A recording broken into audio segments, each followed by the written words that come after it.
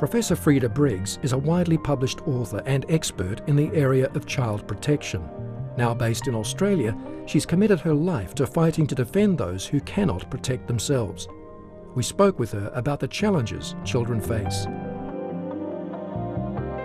I think children across the world are just simply not valued anymore, and children in developing countries are at particularly high risk.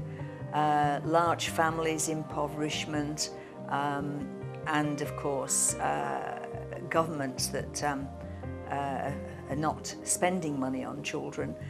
That is resulting in vast numbers of children being used for commercialised sex. The United Nations has already said that 1 million new children a year are taken into prostitution, being kidnapped for sex, and it's tragic that there are adults who are prepared to take advantage of this. Child trafficking is increasing as people in developing countries become wealthier and have money to spend on travelling overseas, going to poorer countries. Children are more vulnerable, and of course in some countries parents will sell their children for prostitution because they have to feed the other younger children in the family. So we're back to the problem of poverty yet again. But ECPAT, which is End Child Exploitation and Prostitution, they are working full-time trying to assist in this heinous trade. One of the problems, I think, is that most people don't understand the long-term harmful effects of child sex abuse. It's been pointed out that if 1 in 5 children had a serious illness that could affect them throughout their lives, could cause long-term depression, could cause mental illness, post-traumatic stress disorder, affect all aspects of their lives, result in broken marriages as a result of being sexually abused. If you had an illness that was so widespread, governments would do something about it. If 1 in 5 children were about to get flu, governments would act. And even our support services tend to be provided by volunteers who've experienced abuse and, depending on the sale of cakes at stalls to get money for it. It's bizarre how this situation has arisen. Eminent psychiatrist Bill Glaser in Melbourne, who works with sex abuse victims and offenders, describes it as a plague.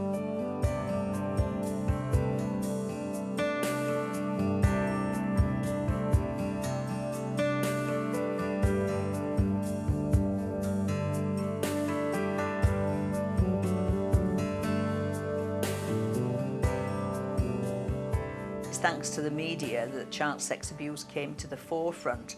They publicised the extent of the problem in the late 1970s and early 80s, exposing what had previously been pushed under the carpet.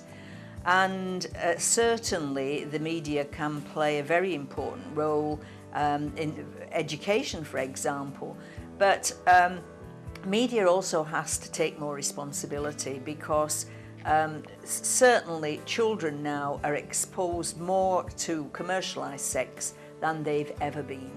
And this certainly influences, as does violence. We know that children who are using computer games that are violent will behave in a more violent fashion for a couple of hours afterwards. And we know that they emulate what they see, especially in their early years. And I think it's fair to say that society in the Western world is becoming increasingly violent, whether you're looking at the UK, Australia or New Zealand. Churches can also undertake this role, and some have done. The Assembly of God Church was the first in Australia to hold whole-day workshops in this field, and I'm talking about 1984. So there have been precedents for church involvement. And when I give lectures, which I do all around this country and overseas, I invariably get some really positive feedback aspects of what I've said that are helpful to parents and professionals, and it makes it worthwhile.